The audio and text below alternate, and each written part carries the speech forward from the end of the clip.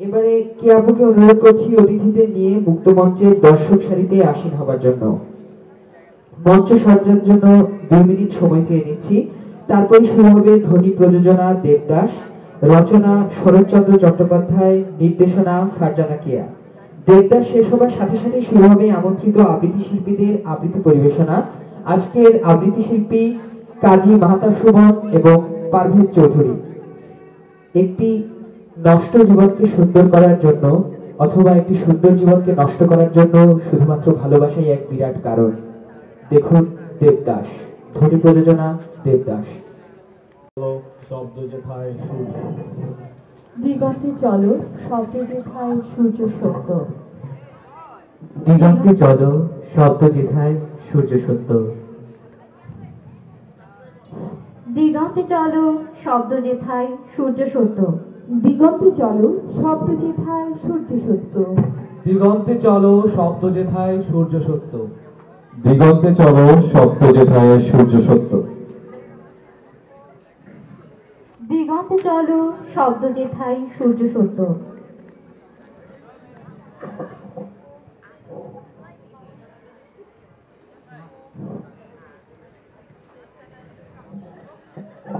দিগন্তে চলো শব্দ যেথায় সূর্য সত্য। দিল হবে একটু ভাই। 3 নম্বরটা বাড়বে।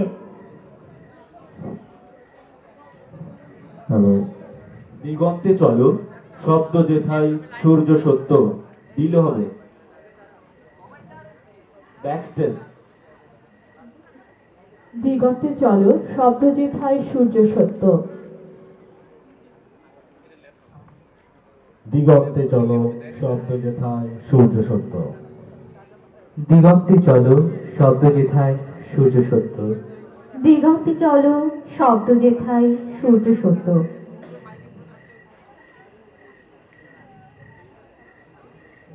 দিগন্তে চলো শব্দ যেথায় সূর্য সত্য।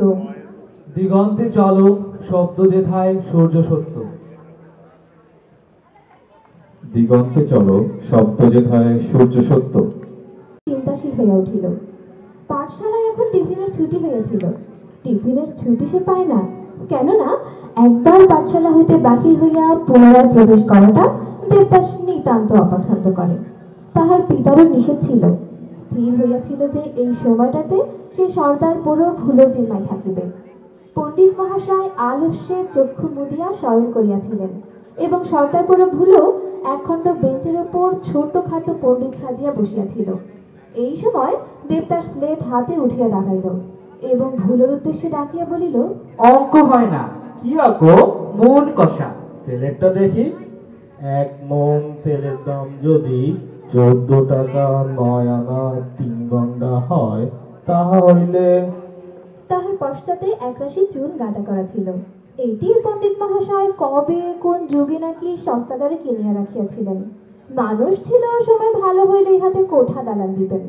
প্রিয় পাত্র ভোলানাথ এই সযত্ন সঞ্চিত বস্তুটি সাবধানে রক্ষা করিবার ভার পাইয়াছিল। 1 মণ তেলের দাম যদি 14 টাকা 9 আনা 3 গন্ডা হয়, তাহা হইলে। ও গো বাবা গো! গোবিন্দ পণ্ডিত চিৎকার করিলেন। কি কি কি রে? বলিবার মধ্যে শুধু পার্বতী ছিল, কিন্তু সে ততক্ষণে ভূমিতলে লুটাইতেছে এবং করতালি দিতেছে। গোটা তুই তুই ওর ভেতর। দেবাশালা মন কষা। দেবা ফেলে ফেলে দিয়ে পালিয়েছে বটে। ছোটটা কোথায়? দেবাকে ধরা গেল না। ও কি চোরে! ধরা গেল না? ও কে! থাম বেটা, চল একবার কাছারি বাড়িতে কর্তাকে বলে আসি। নারায়ণ মুখার্জি মশাই বাহিরে বসিয়া গড়গড়ায় তামাক খাইতেছিলেন। গোবিন্দ যে! গোবিন্দ সমস্ত কথা সবিস্তারে বর্ণনা করিলেন। তাই তো, দেবদাস যে শাসনের বাইরে গেছে দেখছি। কোথা গেল সে? তা কি জানি, যারা ধরতে গিয়েছিল তাদের ইট মেরে তাড়িয়েছে। বাড়ি এলে যা হয় করব। সেদিন পাঠশালার ছুটি কিছু পূর্বেই হইল।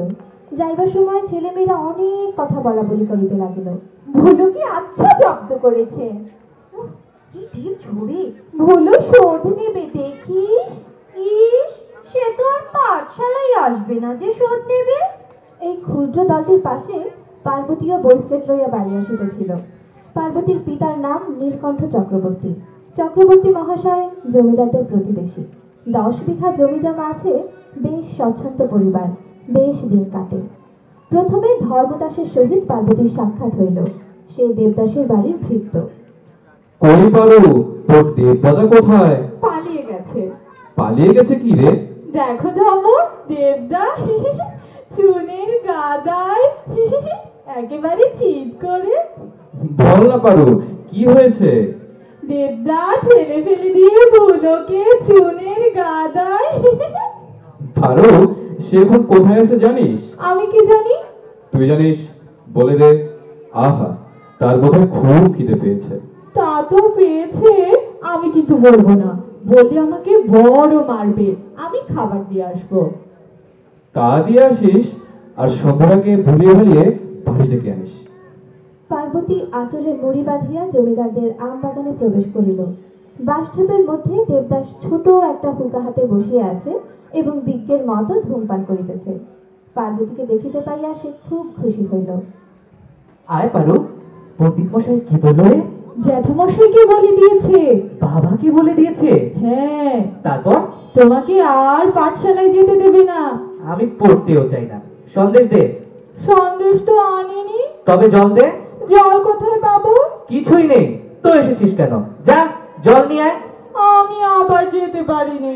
যা বলছি, যাবি নে? যাবি নে? আমি কিছুতেই যাব না। পার্বতী কাঁদিতে কাঁদিতে দেবদাসের পিতার সম্মুখে আসিয়া উপস্থিত হইল। মুখুজ্জি মশাই পার্বতীকে বড় ভালোবাসিতেন। পারু, কাঁদছিস কেন মা? দেবদা মেরেছে। কোথায় সে? ওই বাঁশ বাগানে বসে তামাক খাচ্ছিল। দেবা বুঝি আবার তামাক খায়? হ্যাঁ, খায়, রোজ খায়। এতদিন আমাকে বলিসনি কেন? দেবদা মারবে বলে। কথাটা কিন্তু ঠিক তাই নহে। দেবদাস পাছে শাস্তি ভোগ করে এই ভয়ে সে কোনো কথা বলে নাই। আজ কথাটা শুধু রাগের মাথায় বলিয়া দিয়াছে। সবে 8 বছর মাত্র বয়স, কিন্তু বুদ্ধি বিবেচনা নিতান্ত কম ছিল না। পরদিন দেবদাসকে খুব মারধর করা হইল। সমস্ত দিন ঘরে রুদ্ধ করিয়া রাখা হইল। পরদিন ভোরবেলায় সে পার্বতীর ঘরের জানালার নিকট দাঁড়াইল। পারু, পারু, দেবদা, শিগগির তামাক খাবার কথা বলে দিলি কেন? তুমি মারলে কেন? তুই জল আনতে গেলি না কেন? তুই বড় গাধা। আর যেন বলে দিস নে। দিনের পর দিন যায়, এই দুটি বালক বালিকার আমাদের সীমা নাই। সমস্ত দিন ধরিয়া রোদে রোদে ঘুরিয়া বেড়ায়, সন্ধ্যার সময় ফিরিয়া আসিয়া মারধর খায়। অন্য সঙ্গী সাথী বড় কেহ নাই, প্রয়োজনও হয় না। পাড়াময় অত্যাচার উপদ্রব করিয়া বেড়াইতে দুইজনই যথেষ্ট। এমনি করে 1 বছর কাটিল বটে, কিন্তু আর কাটিতে চাহে না। দেবদাসের জননী বড় গোলযোগ করিতে লাগিলেন। স্বামীকে ডাকিয়া বলিলেন, দেবা যে মুখ্য চাষা হয়ে গেল, একটা যে হয় উপায় করো। তিনি ভাবিয়া বলিলেন, দেবা বরং কলকাতায় যাক, নগেনের বাসায় থেকে বেশ পড়াশোনা করতে পারবে। পার্বতী শুনিয়া ভীত হইয়া উঠিল। দেবদা, তুমি বুঝি কলকাতা যাবে? কে বললে? জ্যাঠামশাই বলেছেন। দূর, আমি কিছুতেই যাব না। আর যদি জোর করে পাঠিয়ে দেন? জোর? দেখো, যেন যেও না দেবদাদা। কখনো না। এ প্রতিজ্ঞা কিন্তু তাহার রহিল না। তাহার পিতা রীতিমতো বকাঝকা করিয়া, তিরস্কার ও প্রহার করিয়া তাহাকে কলকাতায় পাঠাইয়া দিলেন। সেদিন পার্বতী কত কান্নাকাটি করিল, কিন্তু কে তাহার কথা শুনিবে? দেবদাস চলিয়া গেল।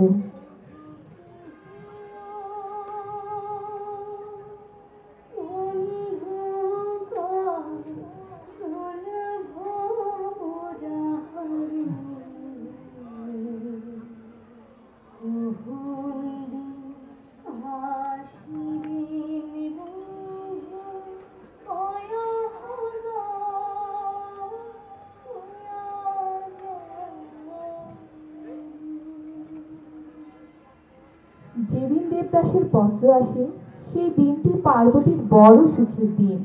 এমনি করিয়া অনেক দিন কাটিয়া গেল। অনেকদিন পর দেবদাস বাড়ি ফিরিয়া আসিল। পার্বতী কাছে ছুটিয়া আসিল। অনেক কথাবার্তা হইল। সমস্ত প্রায় কলিকাতার কথা। একদিন গ্রীষ্মের ছুটি ফুরাইল, দেবদাস আবার কলিকাতায় চলিয়া গেল। এমনি করিয়া 4 বছর কাটিয়া গেল। এই কয় বছরে দেবদাসের স্বভাবের এত পরিবর্তন হইয়াছে যে দেখিয়া পার্বতী গোপনে কাঁদিয়া অনেকবার চক্ষু মুছিল।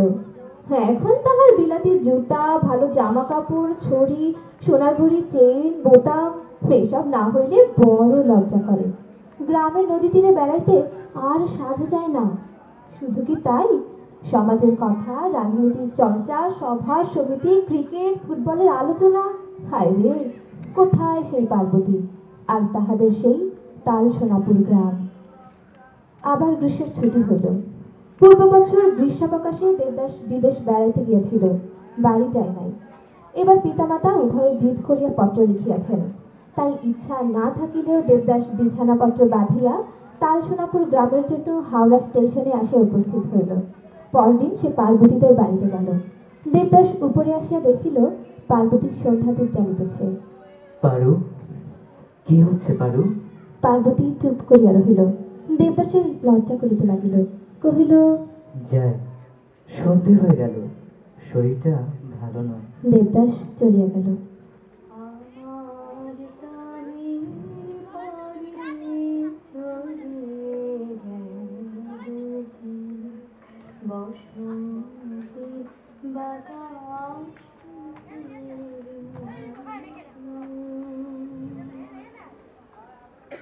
পার্বতী এই 13 বছরে পা দিয়াছে। আত্মীয় স্বজন হঠাৎ একদিন চমকিত হইয়া দেখিতে পান যে তাহাদের ছোট মেয়েটি বড় হইয়াছে। তখন পাত্রস্থ করিবার জন্য বড় তাড়াহুড়ো পড়িয়া যায়। চক্রবর্তী পরিবারে ইতিপূর্বে কন্যার বিবাহে এতটুকু চিন্তা করিতে হইত না। কন্যার বিবাহে পণ গ্রহণ করিতেন এবং পুত্রের বিবাহে পণ দিয়া মেয়ে ঘরে আনিতেন। পার্বতী জননী ভাবিয়াছিলেন দেবদাসের সহিত যদি কোনো সূত্রে কন্যার বিবাহ ঘটিতে পারেন। তাই নীলকণ্ঠের জননী কথায় কথায় দেবদাসের মাতার কাছে কথাটা এইরূপে পাড়িয়াছিলেন। আহা বৌমা, দেবদাস আর আমার পার্বতী কি ভাব!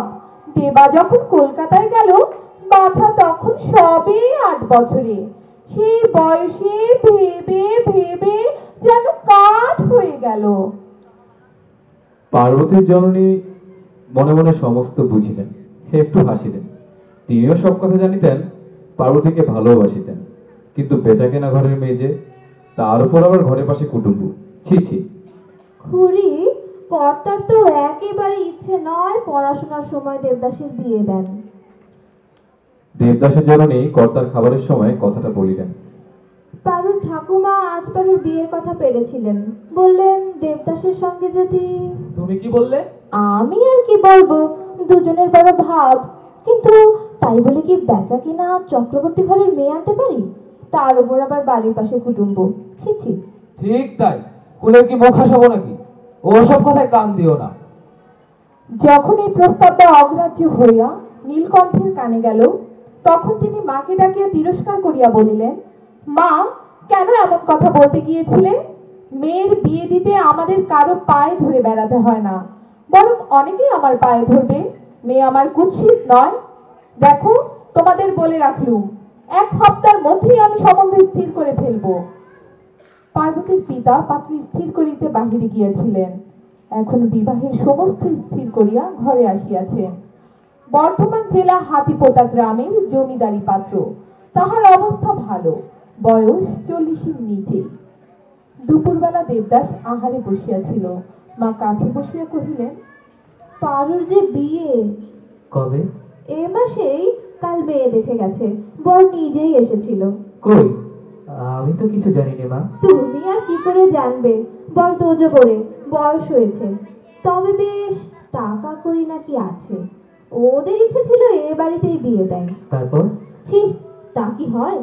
একে বেচা কেনা ছোট ঘর, তার উপর আবার ঘরের পাশে বিয়ে, ছি ছি। কর্তাকে আমি বলেছিলাম। বাবা কি বললেন? কি আর বলবেন, এত বড় বংশের মুখ হাসাতে পারবেন না। মনোরমা ও পার্বতীতে কথোপকথন হইতেছিল। পারু, বরটির বয়স কত? কার বরটি? তোর? বোধহয় 19। সে কি, এই যে শুনলুম প্রায় 40। মনোদিদি, কত লোকের বয়স 40 থাকে, আমি কি তার হিসাব রাখি? আমার বরের বয়স 19-20, এই পর্যন্ত জানি। কি নাম রে? এতদিনে বুঝি তাও জানো না? শ্রী দেবদাস। আমাকে বলতে না চাস বলিস নে, কিন্তু অমন করে আমাকে তামাশা করিস নে। ঠাট্টা করিনি দিদি। এই যে শুনলুম তোর আর কোথায় সম্বন্ধ স্থির হয়েছে? ওসব শুনেছি। তবে দেবদাস তোকে কি আমাকে? তবে স্বয়ংবরা বুঝি লুকিয়ে লুকিয়ে পাকা বন্দোবস্ত করা হয়ে গেছে? কাঁচা পাকা এখনো কিছুই হয়নি। দেবদাসকে জিজ্ঞাসা করে তোমায় বুঝিয়ে দেব। তাকে কি জিজ্ঞাসা করবি? সে বিয়ে করবে কিনা তাই? হ্যাঁ তাই। বলিস কি পারু? তুই নিজেই কথা জিজ্ঞাসা করবি? লজ্জা করবে না? লজ্জা কি? তোমাকে বলতে লজ্জা করলো? আমি মেয়ে মানুষ, তোর সই। সে যে পুরুষ মানুষ পারু। তুমি সই, তুমি আপনার, কিন্তু তিনি কি পর? মনো দিদি, তুই মিছে মিছে মাথায় সিঁদুর পড়িস। কাকে স্বামী বলে তাই জানিস নে। তিনি আমার স্বামী না হলে আমি এমন করে মরতে বসতাম না। তাকে কি বলবি? বলবি যে পায়ে স্থান দাও? ঠিক তাই বলবো দিদি। ধন্য সাহস, ধন্য বুকের পাটা। আমি যদি মরেও যাই তো এমন কথা মুখে আনতে পারি নে। কথাটা সত্য। তাই তো পার্বতী বলিয়াছিল, ইহারা অনর্থক মাথায় সিঁদুর পড়ে, হাতে নোয়া দেয়। রাত্রি বোধহয় 1টা। পার্বতী চাদরে আপদমস্তক মুড়ি দিয়া ধীর পদক্ষেপে সিঁড়ি বাহিয়া নিচে নামিয়া আসিল। পাড়াগ্রামের পথ একেবারে স্তব্ধ, একেবারে নির্জন। বিনা বাধায় জমিদার বাড়ির সম্মুখে আসিয়া দাঁড়াইল। এ বাড়ির প্রতি কক্ষ তাহার পরিচিত। দেবদাসের ঘর চিনিয়া লইতে তাহার বিলম্ব হইল না। কপাট খোলা ছিল, ভেতরে প্রদীপ জ্বলিতেছিল। দীপ উজ্জ্বল করিয়া দিয়া সে দেবদাসের পায়ের কাছে আসিয়া নিঃশব্দে উপবেশন করিল। দেবদা, হুম, ও দেবদা। এ কি পারো নাকি? এ এত হচ্ছে? ছি ছি, কাল মুখ দেখাবে কেমন করে? আমার সে সাহস আছে। কাল কি তোমার লজ্জায় মাথা কাটা যাবে না? মাথা কাটাই যেত যদি না আমি নিশ্চয়ই জানতাম আমার সমস্ত লজ্জা তুমি ঠেকে দেবে। কিন্তু আমি কি মুখ দেখাতে পারবো? কিন্তু তোমার কি দেবতা? তুমি পুরুষ মানুষ। আজ না হয় কাল তোমার কলঙ্কের কথা সবাই ভুলবে। 2 দিন পরে কেউ মনে রাখবে না কবে কোন রাত্রে হতভাগী পার্বতী তোমার পায়ে মাথা রাখবার জন্য সমস্ত তুচ্ছ করে এসেছিল। পার্বতী, এখানে একটু স্থান দাও দেবদা। পারো, আমাকে ছাড়া কি তোমার উপায় নেই? বাবা মায়ের একেবারে অমত, তা শুনেছ? বাবা মায়ের অবাধ্য হব? দোষ কি? হও। তাহলে তুমি কোথায় থাকবে? তোমার পায়ে।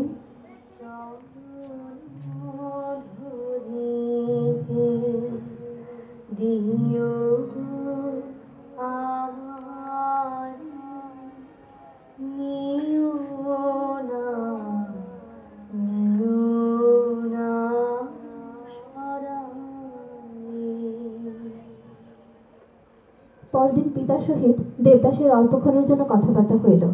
পিতা কহিলেন, তুমি চিরদিন আমাকে জ্বালাতন করিয়াছ, যতদিন বাঁচিব ততদিনই জ্বালাতন হইতে হইবে। তোমার মুখে কথায় আশ্চর্য হইবার কিছু নাই। সেই দিন দেবদাস তোড়জোড় বাঁধিয়া কলিকাতায় চলিয়া গেল। পার্বতী একথা শুনিয়া চুপ করিয়া রহিল। এই অবস্থায় সে কতকটা জোর করিয়া আশা করিতেছিল যে কাল রাত্রের কথাটা নিশ্চয় বিফল হইবে না। দেবদাদা আবার আসিবে, আবার আমাকে ডাকিয়া বলিবে, পারু, আমি তোমাকে সাধ্য থাকিতে পরের হাতে দিতে পারিব না। কিন্তু 1-2 পর পার্বতী এইরূপ পত্র পাইল। পার্বতী, আজ 2 দিন হইতে তোমার কথাই ভাবিয়াছি। পিতামাতার কাহারও ইচ্ছে নহে যে আমাদের বিবাহ হয়।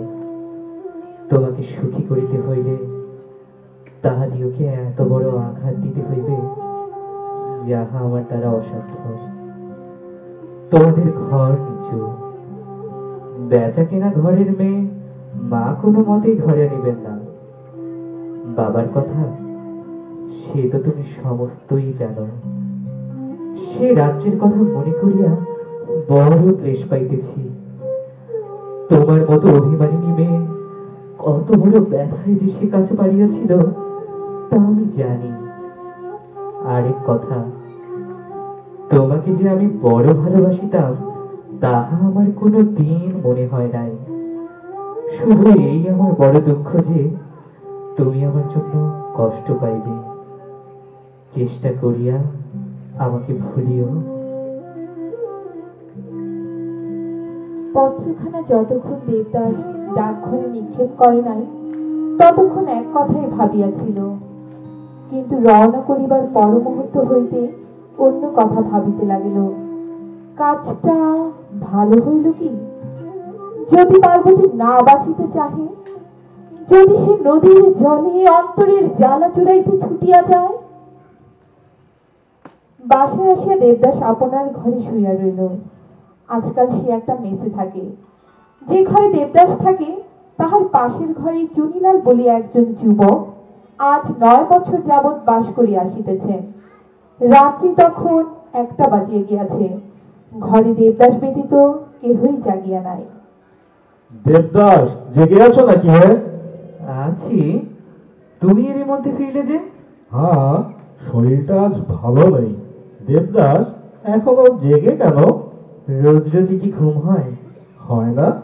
আমি ভাবতাম তোমাদের মতো ভালো ছেলেরা কখনো দুপুর রাত্রের মুখ দেখেনি। আচ্ছা চুনি বাবু, রাত্রে তুমি কোথায় থাকো? তা কি তুমি জানো না? জানি, কিন্তু ঠিক জানি না। দেবদাস, ভালো করে জানতে হলে কিন্তু ঠিক আমার মতো হওয়া চাই। কাল আমার সঙ্গে যাবে? শুনি সেখানে নাকি খুব আমোদ পাওয়া যায়, কোনো কষ্ট মনে থাকে না। এ কি সত্যি? একেবারে খাঁটি সত্যি। তা যদি হয় তো আমাকে নিয়ে যেও, আমি যাব। পরদিন চুনিলাল দেবদাসের ঘরে আসিয়া দেখিল সে ব্যস্তভাবে জিনিসপত্র বাঁধিয়া গুছাইয়া সাজাইয়া লইতেছে। কি হে, যাবে না? হ্যাঁ, যাব বই কি। ঘর বাড়ি কি সব সেখানে নিয়ে যাবে নাকি হে? চুনি বাবু, আজ আমি বাড়ি যাচ্ছি। সে কি হে, কবে আসবে? আমি আর আসবো না। কলকাতায় এসে আমার অনেক গেছে, অনেক গেছে। লেখাপড়ার জন্য আমার যথেষ্ট ক্ষতি হয়েছে। আগে যদি জানতাম এতখানির বদলে আমার এইটুকু লেখাপড়া হবে, তাহলে আমি জন্মে কখনো কলকাতার মুখ দেখতাম না। তোমার হয়েছে কি? আবার যদি কখনো দেখা হয় সব কথা বলবো। রাত্রি তখন প্রায় 9টা বাজিয়াছে। দেবদাস বাসা পরিত্যাগ করিয়া বাড়ি চলিয়া গেল। দিন 2 পর পার্বতীর জননী দেবদাসকে সম্মুখে পাইয়া বলিলেন, যদি এসেছিস বাছা তো পারুর বিয়ে পর্যন্ত থেকে যা। দেবদাস কহিল, আচ্ছা। দুপুরবেলা আহারাদি শেষ হইবার পর পার্বতী জল আনিতে যাইত।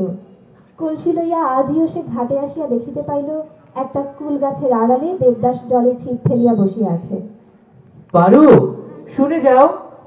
দেবদা, আমাকে কিছু বলবে? আমি এসেছি, আমি এসেছি পারু। কেন? তুমি আসতে লিখেছিলে, মনে নেই? না। সে কি পারু, সে রাত্রের কথা মনে পড়ে না? তা পরে, কিন্তু সে কথার আর কাজ কি? আমাকে মাফ করো পারু, আমি তখন অত বুঝিনি। চুপ করো, ওসব কথা আমার শুনতেও ভালো লাগে না। আমি যেমন করি পারি মা বাবার মত করব, শুধু তুমি। তোমার মা বাবা আছেন, আমার নেই? তাদের মতামতের প্রয়োজন নেই? তা আছে বই কি পারু, কিন্তু তাদের তো অমত নেই। কি করে জানলে তাদের অমত নেই? সম্পূর্ণ অমত। না গো, তাদের এতটুকু অমত নেই, সে আমি বেশ জানি। শুধু তুমি। শুধু আমি তোমার সঙ্গে? ছি, তোমাকে কিছুমাত্র আমার আস্থা নেই। আমি যার কাছে যাচ্ছি তিনি ধনবান, বুদ্ধিমান, শান্ত এবং স্থির। তিনি ধার্মিক। আমার বাবা আমার মঙ্গল কামনা করেন, তাই তারা তোমার মতো একজন অজ্ঞান চঞ্চলচিত্ত দুর্দান্ত লোকের হাতে আমাকে কিছুতেই দেবেন না। তুমি পথ ছেড়ে দাও।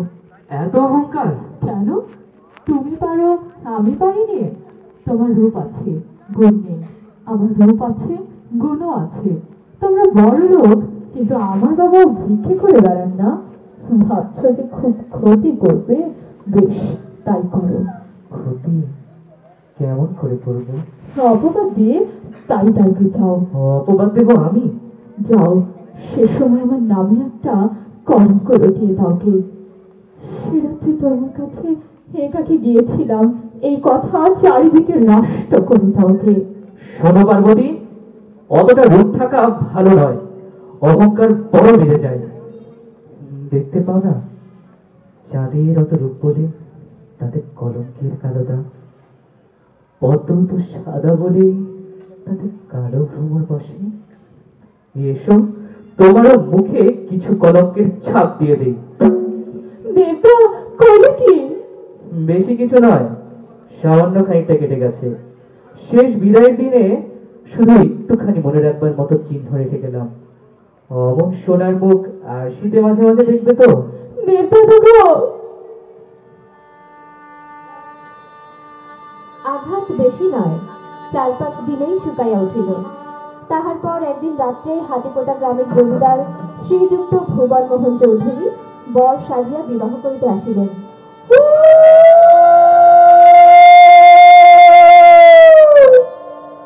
বরের বয়স 40-এর নিচে নাহে, কিছু উপরে। গৌরবর্ণ, মোটাসোটা, নন্দ দুলাল ধরনের শরীর, কাঁচা পাকা গোপ, মাথার সামনে একটুটা। শুভদৃষ্টির সময় পার্বতী কটমট করিয়া চাহিয়া রহিল। শুভকর্ম সুশৃঙ্খলায় সমাধা হইয়া গেল। পরদিন প্রাতকালে চৌধুরী মহাশয় এক বাক্স অলঙ্কার বাহির করিয়া দিলেন। পার্বতীর সর্বাঙ্গে সে সকল ঝলমল করিতে লাগিল। মনোরমা পার্বতীকে একটা নির্জন ঘরে টানিয়া লইয়া গিয়া আশীর্বাদ করিল। যা হলো ভালোই হলো, এখন থেকে দেখবি কত সুখে থাকবি। সে রাত্রেই পার্বতীর স্বামীর ঘরে চলিয়া গেল।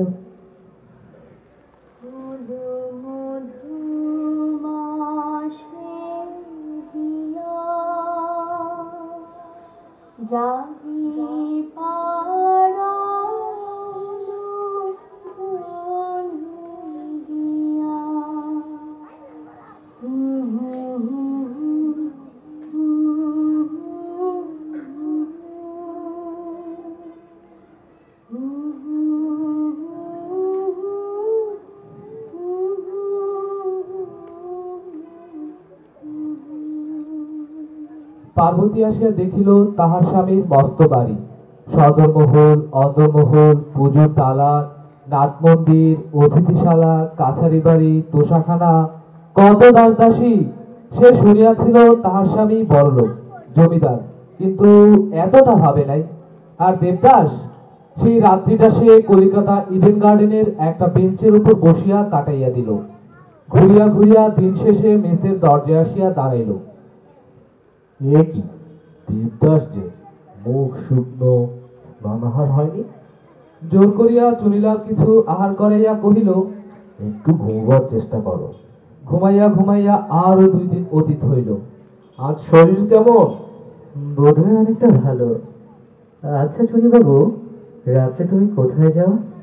হ্যাঁ, তা যাই বটে, কিন্তু সে কথা কেন? তোমার সঙ্গে আমিও যাব। কি জানো দেবদাস, আমি খুব ভালো জায়গায় যাই না, তুমি যেও না। না, আমি যাবই। যদি ভালো না লাগে আর না হয় যাব না। রাত্রিতে 2 বন্ধু বেশবিন্যাস করিয়া বাহির হইল। রাত্রি 9টার দিকে একটি দ্বিতল বাড়ির সামনে আসিয়া উপস্থিত হইল। গৃহস্বামিনীর নাম চন্দ্রমুখী। সে আসিয়া অভ্যর্থনা করিল। চুনি বাবু, এ কোন হতভাগা জায়গা আনলে? কি অসভ্য আর কি বিশ্রী দেখতে। চন্দ্রমুখী ও চুনিলাল উভয়ই হতবুদ্ধি হইয়া গেল। কেহই স্বস্তি পাইতেছিল না। তুমি ডাক নাও। তা নিবই কি, না হলে আমাদের চলবে কিসে? থাক, অত শুনতে চাইনি। পকেটে হাত দিয়া একখানা নোট বাহির করিল এবং চন্দ্রমুখীর হাতে দিয়াই দেবদাস চলিয়া গেল। হ্যাঁ চুনি বাবু, লোকটা কি পাগল? একটু না, তবে আজ কদিন থেকে বোধ করি ওর মন ভালো নাই। এখানে আনলে কেন? সে নিজে জোর করে এসেছিল। জোর করে নিজে এসেছিল? সমস্ত জেনে? তা বই কি, সমস্তই তো জানতো, আমি তো আর ভুলিয়ে আনিনি। চলি, যেমন করে হোক ভুলিয়ে আর একবার তাকে এনো। দমকে ভালোবাসা জন্মানো নাকি? সত্যি একটু মায়া পড়েছে। মন ভালো হলে আর একদিন এলো, আর একবার দেখবো। তাহার পর 2-3 দিন দেবদাস মিছামিছি পথে পথে ঘুরিয়া বেড়াইল, অনেকটা পাগলের মতো। সন্ধ্যার সময় চুনিলাল বাহির হইতেছিল। দেবদাস কোথা হইতে আসিয়া হাত ধরিল। চুনিবাবু, সেখানে যাচ্ছ? কি আশায় সেখানে তুমি যাও? আশা আর কি, এমনি সময় কাটে। কাটে? কই, আমার সময় তো কাটে না। দেবদাস, একটা কথা রাখবে, সেখানে আর একদিন তোমাকে যেতে হবে। ছি, আমার ভালো লাগে না। যাতে ভালো লাগে আমি করে দেবো। আচ্ছা, চলো যাই। অবনতির এক সোপান নিচে নামাইয়া দিয়া চুনিলাল কোথায় সরিয়া গিয়াছে। একা দেবদাস চন্দ্রমুখীর ঘরে নিচে বসিয়া মদ খাইতেছে। দেবদাস, আর খেও না, অল্প দিন মদ ধরেছ, হয়তো সইতে পারবে না। সহ্য করবো বলে তো মদ খাই না, এখানে থাকবো বলে শুধু মদ খাই। আমার উঠে যাওয়ার ক্ষমতা নেই, তাই এখানে বসে থাকি। জ্ঞান থাকে না, তাই তোমার মুখের পানে চেয়ে কথা কই। চন্দ্রমুখী, তুমি তো জানো না, আমি শুধু জানি আমি কত যে তোমাদের ঘৃণা করি, চিরকাল ঘৃণা করব। তবু আসবো, তবু বসবো, তবু কথা কব, না হলে যে উপায় নেই। দুই ভাই দ্বিজদাস ও দেবদাস নারায়ণ মুখুজ্জের সৎকার করিয়া বাড়ি ফিরিয়া আসিল। নারায়ণবাবুর মৃত্যু সংবাদ পাইয়া পার্বতী ছুটিয়া আসিয়াছে। পার্বতী দেবদাসের ঘরে আসিয়া কপাট বন্ধ করিয়া মেঝের উপর বসিল। দেবদাস মুখ তুলিয়া হাসিল, হঠাৎ কৌতুক করিয়া কহিল, যদি অপবাদ দিই? বুঝেছি রে, বুঝেছি, লজ্জা হচ্ছে না? দুজনে মিলেমিশে একটা ছেলে মানুষই করে ফেলে। এই দেখ দেখি, মাঝে থেকে কি গোলমাল হয়ে গেল। রাগ করে তুই যা ইচ্ছে তাই বললি, আর আমিও কপালের উপরই দাগ দিয়ে দিলাম।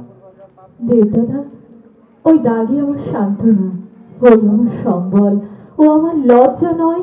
পারো, তুই নাকি খুব পাকা গিন্নি হয়েছিস রে, বড় হাসি পায়। ছিলি তুই এতটুকু, কত বড় হলি। বড় বাড়ি, বড় জমিদারি, বড় বড় ছেলে মেয়ে। তোদের দেশে ভালো মেয়ে পাওয়া যায়? ভালো মেয়ে কি করবে? পেলে বিয়ে করি, একবার সংসারী হতে স্বাদ হয়। খুব সুন্দরী তো, হ্যাঁ, তোর মতো। আর খুব ভালো মানুষ। একটু দুষ্টু, তোর মতো আমার সঙ্গে যে ঝগড়া করতে পারবে। দেবদাদা, সত্যি বিয়ে করবে? এই যে বললাম। দেবদা, একটি কথা বলবো। তুমি মদ খেতে শিখলে কেন? প্রতিজ্ঞা করো আর মদ খাবে না। আমি পারিনি। কেন পারো না? সবাই কি সব কাজ পারে? ইচ্ছে করলে নিশ্চয়ই পারে। তুমি কি আজ রাত্রে আমার সঙ্গে পালিয়ে যেতে পারো? দেবদা, আমার যে বড় কষ্ট। তা কি আর জানি নে রে। দেবদা, আমার বাড়ি চলো, এখানে তোমাকে দেখবার যে কেউ নেই। আচ্ছা, যাব। আমাকে ছুঁয়ে বলো, যাবে? এ কথা কখনো ভুলবো না। আমাকে যত্ন করলে যদি তোমার দুঃখ ঘোচে, তাহলে আমি যাব। মৃত্যুর আগেও আমার এই কথা স্মরণ থাকবে। পিতার মৃত্যুর 6 মাস পর জননীকে কাশীতে রাখিয়া আসিয়া দেবদাস কলিকাতায় চলিয়া গেল।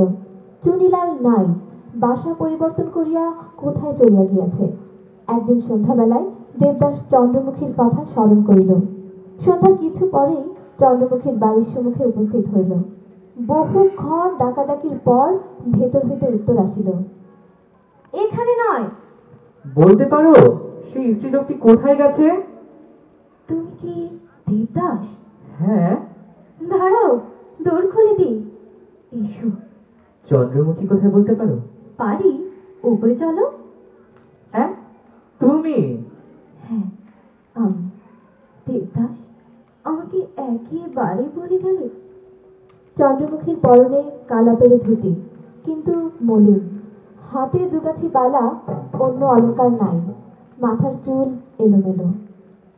চন্দ্র, এমন দুর্দশা কেমন করে হলো? তোমার গায়ের গয়নাই বা গেল কোথায়? বেঁচে ফেলেছি। চুনিবাবু কোথায়? দালালি করতে এসেছিল, তাই তাড়িয়ে দিয়েছিল। চন্দ্রমুখী, তবে দোকানপাট সব তুলে দিলে? হ্যাঁ, দেউলি হয়ে পড়েছি। কিন্তু খাবে কি করে? এই যে শুনলে, কিছু গহনাপত্র ছিল, বিক্রি করেছি। সে আর কত? বেশি নয়, প্রায় 800-900 টাকা আছে। একজন মুদির কাছে রেখে দিয়েছি, সে আমাকে মাসে 20 টাকা দেয়। 20 টাকায় আগে তো তোমার চলতো না? আজও ভালো চলে না। 3 মাসের বাড়ি ভাড়া বাকি। হাতেরই দুগাছা বালা বিক্রি করে সমস্ত পরিশোধ করে দিয়ে আর কোথাও চলে যাব। কোথায় যাবে? যেখানে 20 টাকায় মাস চলে। এতদিন যাওনি কেন? যাবার আগে আশা করেছিলাম তোমার সঙ্গে দেখা হলে ভালো হয়। আজ তুমি এসেছ, এখন কালই যাবার উদ্যোগ করব। শুধু আমাকে দেখবার আশায়? কিন্তু কেন? একটা খেয়াল, তুমি আমাকে বড় ঘৃণা করতে। এত ঘৃণা কেউ কখনো করেনি।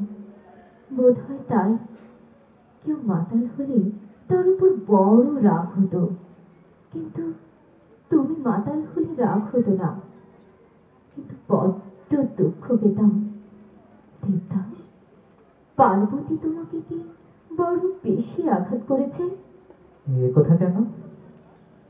মাঝে মাঝে নেশার ঘরে তোমার মুখ থেকে অনেক কথাই শুনেছি, কিন্তু তবু আমার বিশ্বাস হয় না যে পার্বতী তোমাকে ঠকিয়েছে। বরঞ্চ মনে হয় তুমি নিজেই নিজেকে ঠকিয়েছ। মনে হয় তোমারই ভুল হয়েছে।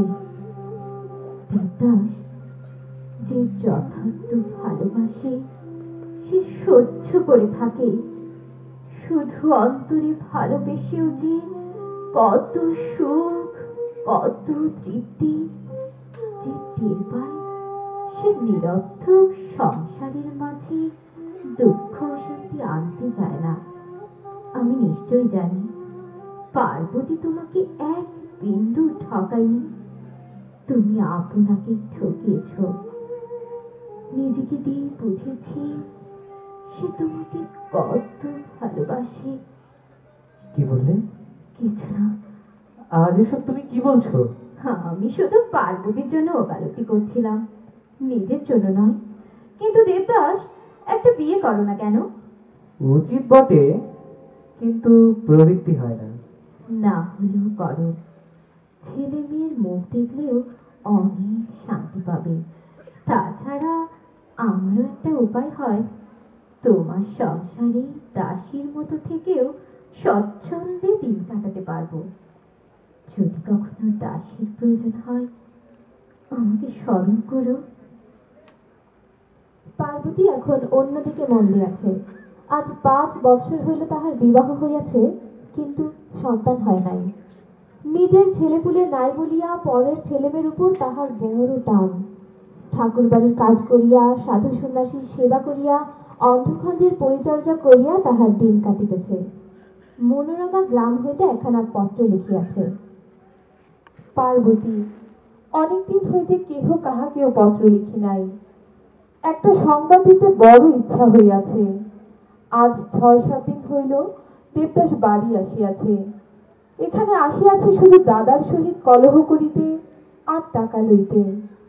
তাহার পিতা মরিয়াছেন আজ 2.5 বছর হইল। এইটুকু সময়ের মধ্যে সে তাহার অর্ধেক বিষয় উড়াইয়া দিয়াছে। মদ ও বেশ্যায় সর্বশান্ত হইতেছে। সে সোনার বর্ণ নাই, সে রূপ নাই, সে স্ত্রী নাই। দেখিলে ঘৃণা হয়, ভয় করে। বড় কষ্ট দিলাম কি বোন? যদি অপরাধ হইয়া থাকে তার নিজ গুণে তোমার মনোদিদিকে ক্ষমা করিও। আজ 2 বছর হইতে অসচ্ছরি গায়ে চন্দ্রমুখী ঘর বাঁধিয়াছে। এই গ্রামে ভদ্রলোকের বাস নাই, চাষা গোয়ালা মুচির বাস। গ্রামে আসিয়া চন্দ্রমুখী দেবদাসকে সংবাদ দেয়। উত্তরে সে কিছু টাকা পাঠাইয়া দেয়। এই টাকা চন্দ্রমুখী গ্রামের লোককে ধার দেয়, শোধ লয় না। তাহার পরিবর্তে কলাটা মূলাটা খেতে শাকসবজি তাহারা ইচ্ছা করিয়া দিয়া যায়। একঘর গয়লাকে চন্দ্রমুখী নিজের ঘরের কাছে বসাইয়াছে। তাহারা সপরিবারে চন্দ্রমুখীর আশ্রিত এবং নিতান্ত অনুগত। একদিন সকালবেলা চন্দ্রমুখী ভৈরব গয়লাকে ডাকিয়া কহিল, ভৈরব, তাল সোনাপুর এখান থেকে কত দূর জানো? আমাকে সেখানে নিয়ে যেতে পারো? ভৈরব আগে আগে পথ দেখাইয়া চলিল। পেছনে বহু কষ্টে চন্দ্রমুখী আলের উপর দিয়া চলিতে লাগিল। সন্ধে দুজনে গ্রামে আসিয়া উপস্থিত হইল। চন্দ্রমুখী জমিদার বাড়ি প্রবেশ করিল। অন্দরে উপরের বারান্দায় বড় বউ বসিয়াছিলেন। নমস্কার। তুমি কে গা? আমি আপনারই একজন প্রজা। কিছু খাজনা বাকি পড়েছে, তাই দিতে এসেছি। তা এখানে কেন? কাছারি বাড়ি যাও না। মা, আমরা দুঃখী মানুষ, সব খাজনা তো দিতে পারিনি। শুনেছি আপনার বড় দয়া, তাই আপনার কাছে এসেছি। দয়া করে কিছু মাফ করে দেন। তা বাছা, দিনের মধ্যে এমন কত টাকা আমাকে ছেড়ে দিতে হয়, কত লোক আমাকে ধরে, আমি না বলতে পারি না। তা তোমার কত টাকা বাকি পড়েছে? বেশি নয় মা, মোটে 2 টাকা। কিন্তু আমাদের কাছে তাই যেন পাহাড়। আহা, তোমরা দুঃখী লোক, আমাদের দয়া করাই উচিত। ও বিন্দু, একে বাইরে নিয়ে যা। দেওয়ান মশাইকে আমার নাম করে বলে দে যেন 2 টাকা মাফ করা হয়। তা বাছা, তোমার বাড়ি কোথায়? ওই অসুচ্ছুরি গায়ে। আচ্ছা মা, কর্তারা এখন 2 শরিক না? পোড়া কপাল, ছোট শরিক কি আর আছে? 2 দিন পরেই আমারই সব হবে। ঠাকুরপো একেবারে বয়ে গেছে, কলকাতায় মদ বিশা এই নিয়ে আছে। তিনি কলকাতায় কোথায় থাকেন? পোড়া দশা, তা কি কেউ জানে? সে জানে আর জম জানে। আমি যাই মা। সেই রাত্রে চন্দ্রমুখী বাড়ি ফিরিয়া আসিল। পরদিন সকালবেলা ভৈরবকে আবার ডাকিয়া কহিল, ভৈরব, আমি আজ কলকাতায় যাব। পরদিন সে ক্ষেত্রমণির বাড়িতে আসিয়া উপস্থিত হইল। তাহার পূর্বের বাসাতে এখন অন্য লোক আসিয়াছে। তৃতীয় দিবসে সে নতুন বাড়িতে চলিয়া গেল। সমস্ত দিন ধরিয়া মনের মতো করিয়া ঘর সাজাইল, আলতা গুলিয়া পায়ে দিল। বহুদিন পর চুল বাঁধিয়া আবার টিপ পড়িল। কলিকাতা আসিবার পর 1.5 মাস গত হইয়াছে। রাত্রি তখন 11টা। দেখিতে পাইল পথের ধারে একজন আপনার মনে কি বলিতেছে। এই কণ্ঠস্বর যে পরিচিত। তুমি কে গা? এমন করে পড়ে আছো? সমস্যাই মনের মানুষ কই, যদি পাই কেন হেন স্বামী। দেবদাস, হুম? এইখানে পড়ে কেন? ঘরে যাবে? না, একটু মদ খাবে? খাবো। এমন বন্ধু কে বাবা তুমি? চন্দ্রমুখীর কাঁধে ভর দিয়া দেবদাস বাড়ি উপস্থিত হইল। চন্দ্রমুখী তাহাকে বিছানায় শোয়াইয়া দিয়া কহিল, ঘুমো। দেবদাসের যখন ঘুম ভাঙিল তখন বেলা হইয়াছে। এই সময় চন্দ্রমুখী ঘরে প্রবেশ করিল। দেবদাস মুখপানে চাহিয়া হাসিয়া উঠিল। কোথা থেকে কাল আমাকে ডাকাতি করে আনলে? ডাকাতি করিনি, পথ থেকে শুধু কুড়িয়ে এনেছিলাম। এলে কবে? 1.5 মাস হলো। আমাদের বাড়ি যখন গিয়েছিলে তারপরে এসেছো? তোমাদের বাড়ি গিয়েছিলাম, কি করে জানলে? তুমি যাবার পরে আমি বাড়ি গিয়েছিলাম। একজন দাসীর কাছে শুনতে পাই কাল অসহ্যরি গাঁ থেকে একজন স্ত্রীলোক এসেছিলেন। সে ভারী সুন্দরী, আর কি বুঝতে বাকি থাকে?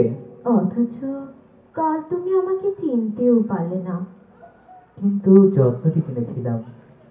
অনেকবার মনে হয়েছিল আমার চন্দ্রমুখী ছাড়া এত যত্ন কার? দেবদাস, আমাকে আর তত ঘৃণা করো না। না, না, বরং ভালোবাসি। চন্দ্রমুখী, তোমার নামটা মস্ত বড়, সর্বদা ডাকতে অসুবিধা হয়। একটু ছোট করে নিতে চাই। আজ থেকে তোমাকে বউ বলে ডাকবো। বেশ, তাই হবে। অনেক দুঃখ পেয়ে ভেবেছিলাম আর কখনো এসব ফাঁদে পা দেব না। ইচ্ছে করে দিওনি, কিন্তু তুমি এমন কেন করলে? জোর করে আমাকে কেন বাঁধলে? বউ, তুমিও হয়তো পার্বতীর মতো কষ্ট পাবে। তোমাদের দুজনের কত অমিল, আমার কত মিল। একজন অভিমানী উদ্ধত, আর একজন কত শান্ত, কত সংযত। তার কত যশ, কত সুনাম, আর তোমার কত কলঙ্ক। সবাই তাকে কত ভালোবাসে, আর কেউ তোমাকে ভালোবাসে না। তবে আমি ভালোবাসি, বাসি বই কি। মৃত্যুর পরে যদি আবার মিলন হয়, আমি কখনো তোমা হতে দূরে থাকতে পারবো না। ভগবান, কোনো কালে কোনো জন্মে যদি এই পাপিষ্ঠার প্রায়শ্চিত্ত হয়, আমাকে যেন এই পুরস্কার দিও। মাস 2 অতিবাহিত হইয়াছে। দেবদাস আরোগ্য লাভ করিয়াছে, কিন্তু শরীর সারে নাই। বায়ু পরিবর্তন আবশ্যক। কাল পশ্চিমে বেড়াইতে যাইবে, সঙ্গে শুধু ধর্মদাস যাইবে। আমার কবে দেখা পাবো? বলতে পারিনি, তবে তোমাকে কোনোদিন ভুলবো না।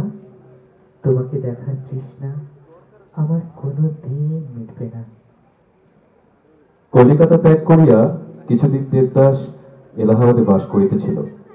একদিন সে চন্দ্রমোহীকে চিঠি লিখিয়াছিল।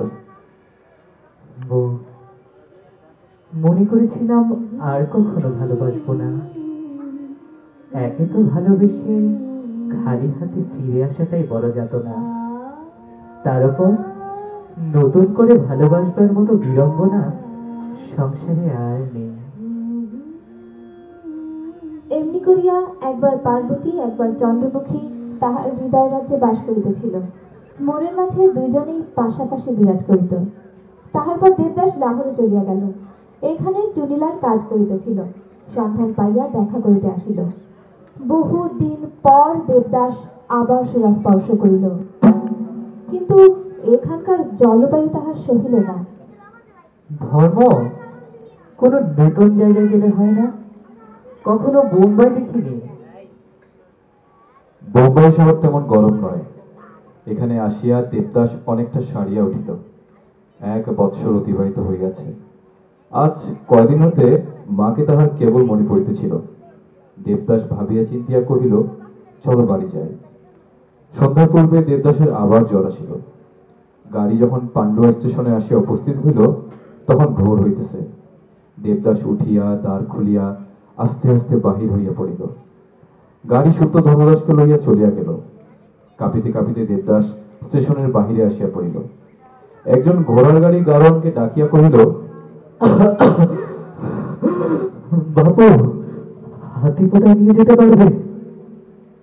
রাত্রি 12টায় গাড়ি হাতিপোতার জমিদার বাড়ির সম্মুখে আসিয়া উপস্থিত হইল। গাড়োয়ান ডাকিয়া বলিল, বাবু নেমে এসো। কোনো উত্তর নাই। আবার ডাকিল, তবু উত্তর নাই। গাড়োয়ান তখন বুদ্ধি খাটাইয়া অশ্বত্থতলার বাঁধানো বেদিটার উপর খড় পাতিয়া শয্যা রচনা করিল। ভোর হইল। সকালবেলা জমিদার বাড়ি হইতে লোক বাহির হইল। গাছতলায় একজন লোক মরিতেছে। ভদ্রলোক, গায়ে শাল, পায়ে চকচকে জুতো, হাতে আংটি। ডাক্তার আসিয়া বলল, শ্বাস উঠেছে, এখনই মরবে। কে একজন দয়া করিয়া মুখে 1 ফোঁটা জল দিয়া গেল। আরো কিছুক্ষণ বাঁচিয়া ছিল, তাহার পর সব ফুরাইল। ইন্সপেক্টর আসিয়া তদন্ত করিতে লাগিলেন। প্লীহা লিভারের মৃত্যু। পকেট হইতে 2খানা পত্র বাহির হইল। একখানা তালসোনাপুরের দ্বিজদাস মুখার্জির, আর একটা কাশীর হরিমতি দেবীর। পার্বতী একজন দাসীকে ডাকিয়া বলিল, কি হয়েছে লাভ? কে মরেছে? দাসী বলিল, মহেন্দ্রবাবু সব জানেন। মহেন্দ্রকে ডাকিয়া আনা হইলে সে বলিল, তোমাদের দেশের দেবদাস মুখার্জি? কি? দেবদাদা কেমন করে জানলে? পকেটে 2খানা চিঠি ছিল, একখানা দ্বিজদাস মুখার্জি, হ্যাঁ, তার বড় দাদা। আর একখানা কাশীর হরিমতি দেবী। হ্যাঁ, তিনি মা। হাতের উপর উল্কি দিয়ে নাম লেখা ছিল। হ্যাঁ, কলকাতা প্রথম গিয়ে লিখেছিলেন। একটা নীল রঙের আংটি জ্যাঠামশাই দিয়েছিলেন। আমি যাই। ওমা, কোথা যাও? দেবদাদার কাছে। সে তো আর নেই, ডোমিনিক আছে। চৌধুরী মহাশয় কহিলেন, যাই কে? ছোট মা। সে কি কোথায় যায়? দেবদাসকে দেখতে। তোরা কি সব খেপে গেলি? ধর ধর ধরে আন ওকে, পাগল হয়েছে। ও মহেন, ও কোনে বউ। তাহার পর দাসী চাকর মিলিয়া ধরাধরি করিয়া পার্বতীর মূর্ছিত দেহ টানিয়া আনিয়া বাড়ির ভিতর লইয়া গেল। পরদিন তাহার মূর্ছা ভঙ্গ হইল, কিন্তু সে কোনো কথা কহিল না।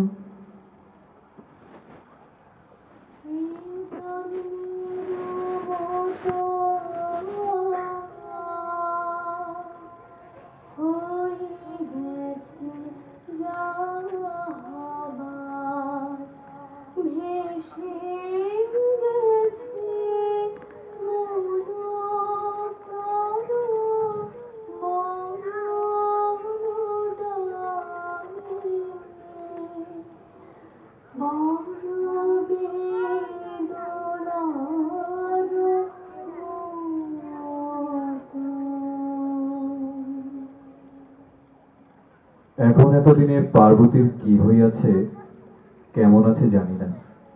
শুধু দেবদাসের জন্য বড় কষ্ট হয়। যদি কখনো দেবদাসের মতো এমন হতভাগ্য অসংযমী পাপিষ্ঠের সহিত পরিচয় ঘটে, তাহার জন্য একটু প্রার্থনা করিও, যেন তাহার মতো এমন করিয়া কাহারও মৃত্যু না ঘটে। মরিবার সময় যেন কাহারও এক ফোঁটা চোখের জল দেখিয়া সে মরিতে পারে।